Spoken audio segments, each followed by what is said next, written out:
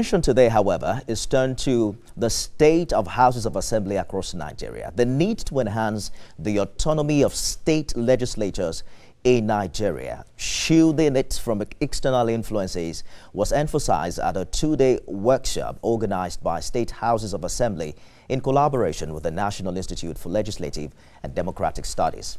Well, the workshop is focused on producing a unified standing order that will deepen democracy and also shape the future of legislative governance across the country. We have more in this report.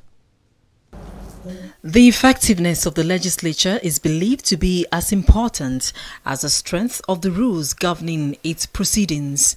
These sets of rules are known as standing orders. But inconsistencies in these standing orders across different state assemblies have led to challenges affecting legislative business and making it harder to resolve internal conflicts, especially regarding leadership disputes. That's exactly what this workshop hopes to fix. So, one of the most important things is looking for ways in which you can have an harmonized standing rule. There are so many laws and rules within the standing order that will reflect international best practices in terms of the procedure, in terms of even removal of principal or presiding officers, although we're still looking to amend the constitution to safeguard that, because we see that there's a lot of external influences and a lot of threats to presiding officers. So once we can put... Recent developments in Rivers State and the Lagos State House of Assembly sparked conversations on the importance of harmonizing standing orders and the need for uniformity in legislative conduct and the protection of legislative autonomy. Facilitators at the workshop emphasized that lawmakers must take charge of building a resilient and effective legislature, one that operates without external interference or disruptions. To me, and with due respect to our various leaders, the legislature must be given the leeway to operate. As long as the legislature remained a puppet in the hands of the executive, then we're not practicing democracy.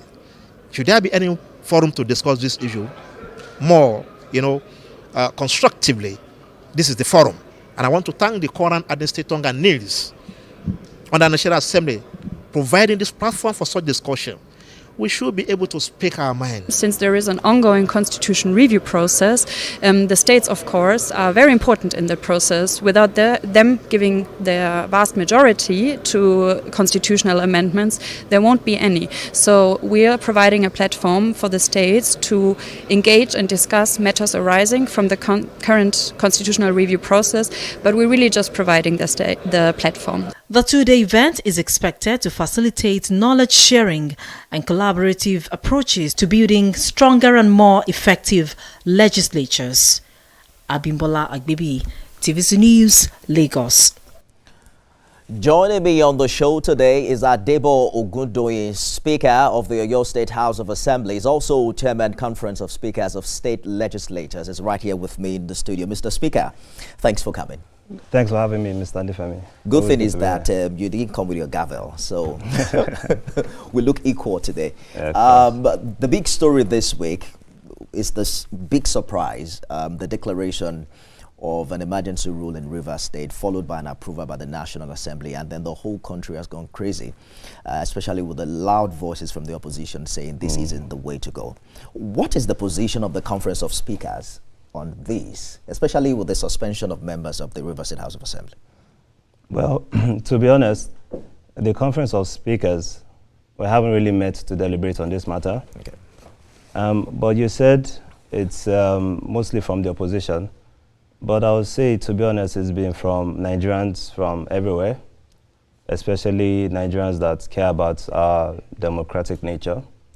My own personal view on this matter is simply that we all know that the state of emergency has been declared, and the National Assembly has ratified it, both in the Senate and the House of Representatives. Our appeal to the leadership, both in the state houses, in the states in general, and of course in the national as well. Leaders from all and sundry should come together to ensure that we protect our democratic nature, democratic values, and ensure that there is peace and tranquility within the states in order for these democratic institutions to return back, because we cannot discount the efforts of the people in order for them to select their own leadership. And we believe that as, political animals, we all have a right to determine our own leaders. So I would just say from a personal point of view that everybody should put hands together to ensure that these democratic institutions return back, be it the executive and the legislative arm. The legislative arm is one that concerns me directly, as the chairman conference of speakers of state legislatures.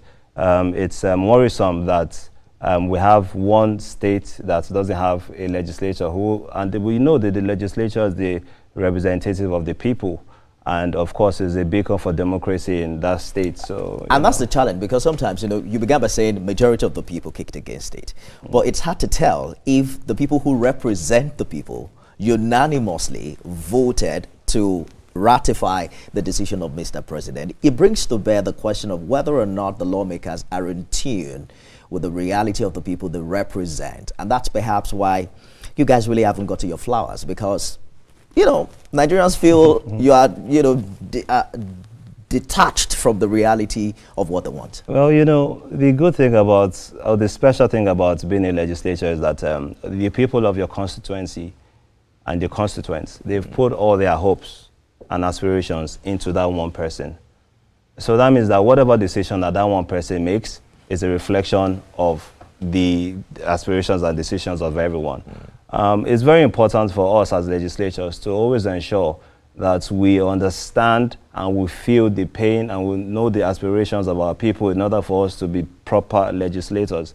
It's sad, that sometimes there's a disconnect, but we are putting mechanisms in place, especially in the subnational, to ensure that the disconnect and the gap between the legislature and the constituents, we reduce that gap as much as possible. And these are what the international best practices also. Personally, what do you think? Does the president have the right to suspend the governor and members of the House? To be honest, I'm not an expert in this field.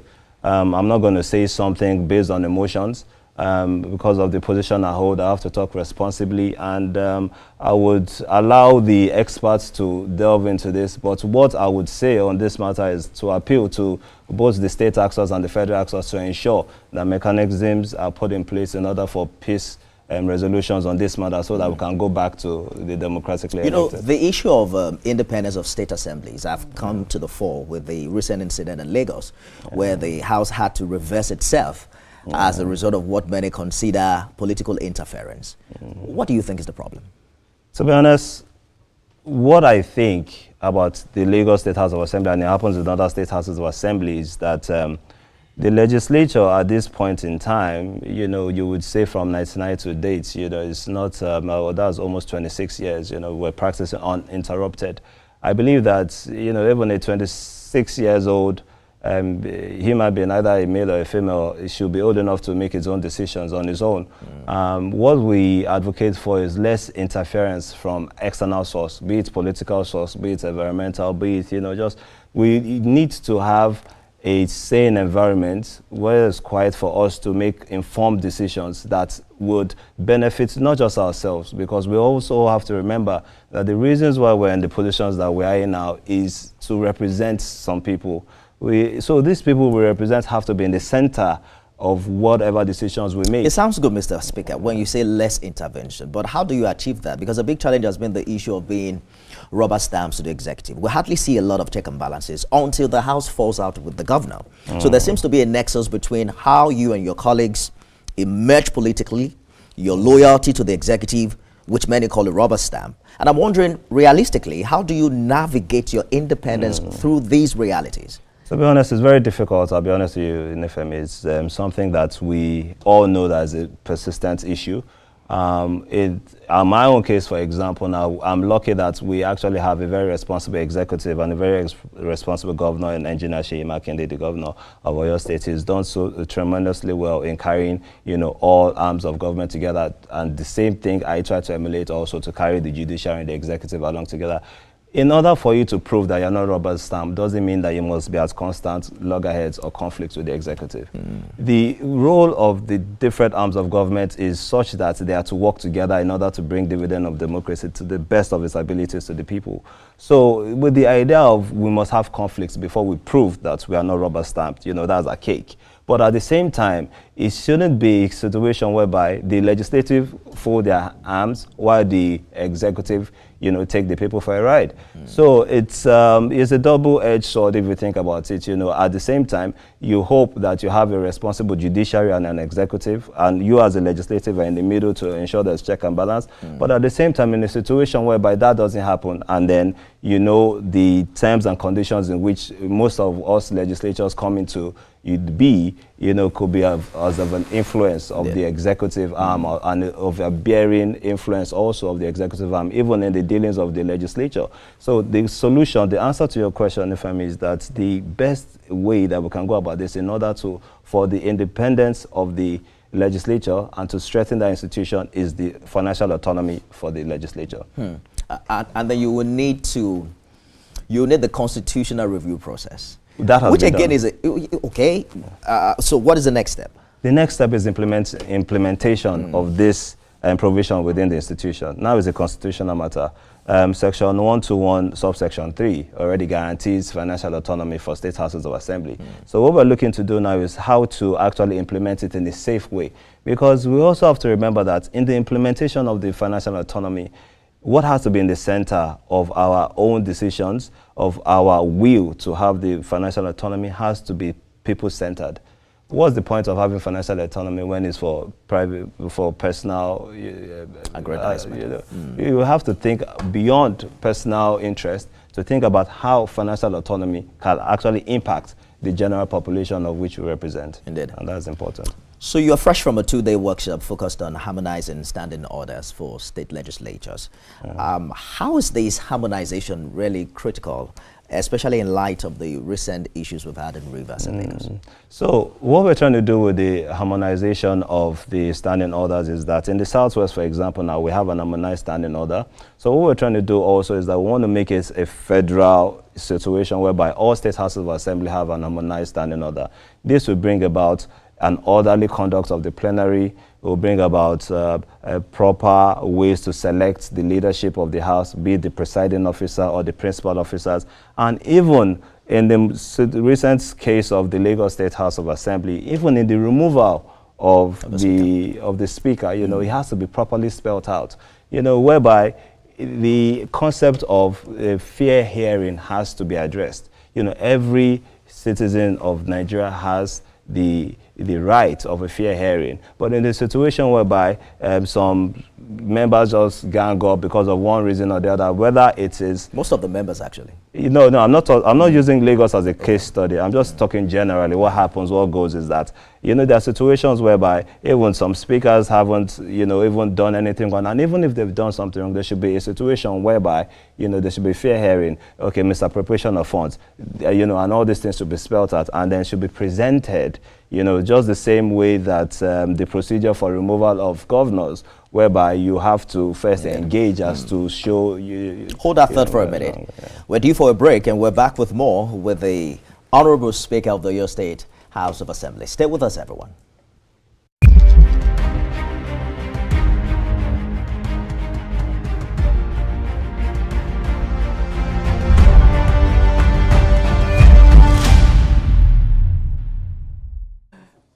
Thanks for staying. One Right Honorable Adebo Ogundoyin is here. He's Speaker of the Oyo State House of Assembly and Chairman Conference of Speakers of State Legislatures. Thank you for staying the course in the program. Thank you. All right. So sometimes I wonder whether the problem is with the House rules or the implementation of it. Because look at what happened recently at the National Assembly. I spoke with some expert yesterday who mentioned that the House rule requires that there's actual voting. And that the voting procedure is published in at least 2 national dailies. What we saw was a voice vote. So now you want standing orders. But Nigerians are saying, even at the National Assembly where these orders exist, we don't really see them implemented.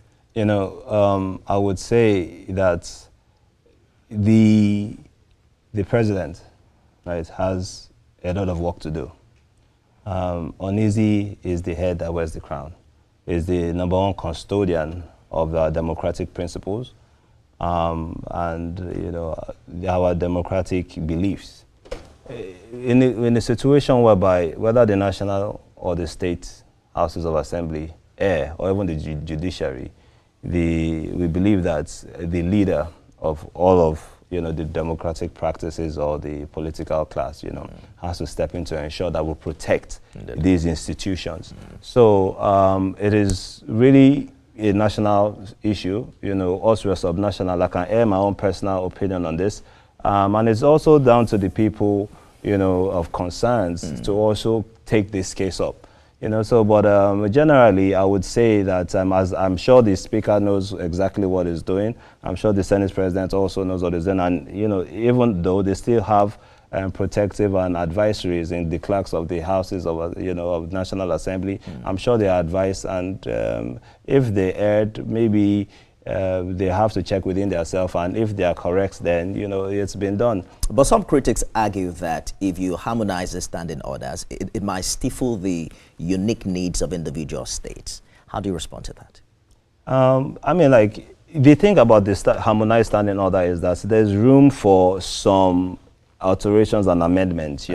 Like in the Southwest, for example, we make sure that on the Wednesdays we use our dialects. We speak Yoruba. We call it the Yoruba Pombele sessions. And in other states as well. It's a regional thing. Yeah, right? It's a regional thing. But other regions also have also bought into the idea as well. So, there are some things that we pick. There are some things that, we do. But most importantly is to ensure that we have international best practices and even local best practices and national best practices spread amongst all the 36 state houses of assembly. And that is the goal. Because you see what happens is that there's disparity in terms of the debate that some plenaries have. You have to have the standing order to guide so that you can have a well and meaningful debate within the House of Assembly in order for you to get a consensus out of that. Some state houses of assembly do it in a different ways, and while some others do it in a good way. So when we compare notes, and then we all decide by ourselves that, okay, this is the best ways, with some other development partners that have also helped us to determine, the best ways to get the consensus out of, debate, and then we'll move forward, with whatever we decide to do. The issue of special seats for women in legislative houses. How many women do you have in the Oyo Assembly? I'm happy to announce that it's 100% increment from the last assembly. The last assembly we had 1, and then now we have 2. So I mean, if we keep on increasing by 100%, I guess before you know it, we'll have our women in the house. That is still out of how many seats? Out of 32, actually. Oh my! So I mean, I'm wondering what percentage is that? Mathematicians in the house. I don't have the percentages for that, but the truth is that we actually support this. Yeah. What's your position on the special seats for women?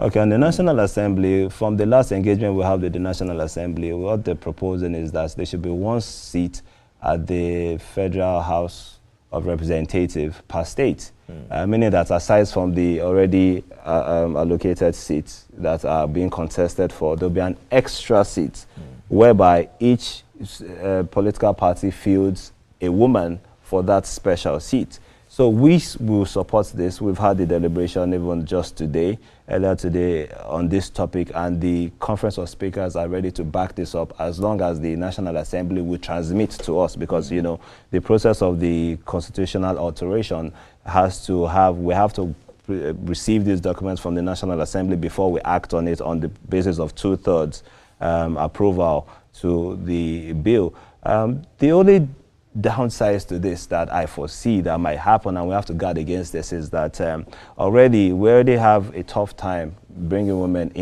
into the normal allocated seats in the House of for House of Assembly or Senate or House of Assembly. I don't want a situation whereby the feelings in the states will be like, well, you already have your special seats. And then you are limited to that. And then they just push all women to contest for that special seats. That is not the point. I've heard people also say that special seats for women might seem as tokenism. And the fact that it might not really address the problem, that perhaps we should identify what the root causes are. Why aren't women winning primary elections, for instance? Are women getting as much education as men? What is limiting their chances? They're saying that the special seat is on the surface, that we really need to identify what the root causes are and give women equal chances. Well, see, this topic is really broad, and the question you have is multidimensional, but I'll start with the downsides to it. You said, you spoke about tokenism. Well, some people might think about that, but at least I would argue that it's better for us to start something than not. You know, because by the time you have 36 women in the Federal House of Representatives, I believe there are about probably 16 women now. So that's almost more than double the amount. At least if we have that, maybe people will have more confidence in women in political space. Another issue that I believe that it hinders the participation of women also, we also have to remember that politics is very capital intensive. You know, the same way men get bullied, women get bullied in that field. If you ask the women that have emerged, you know, in these positions, they will tell you that politics is very capital intensive.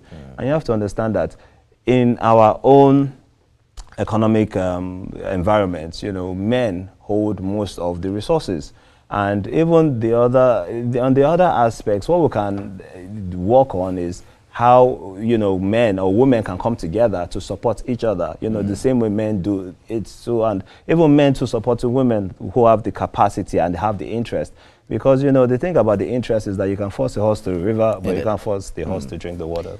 We have to go now, but let's talk about you. You have been Speaker twice now. Yes, at the Oyo State House of Assembly. You became Speaker in your first time in the House? My second time, I came in through a by-election in 2018. Okay, yeah, when the Speaker died. So this is my third time, yes, then the previous Speaker. And you're perhaps the youngest Speaker in Nigeria. Well, I was the youngest when I came in. Oh, you were? Where you came in? But you're growing the old young now. shall grow. But by the way, you still hold the position of the youngest Speaker, I mean Chairman of Conference of course, of Speakers of State Legislature. Yes, so what's next? Are you going to run for governor of your state?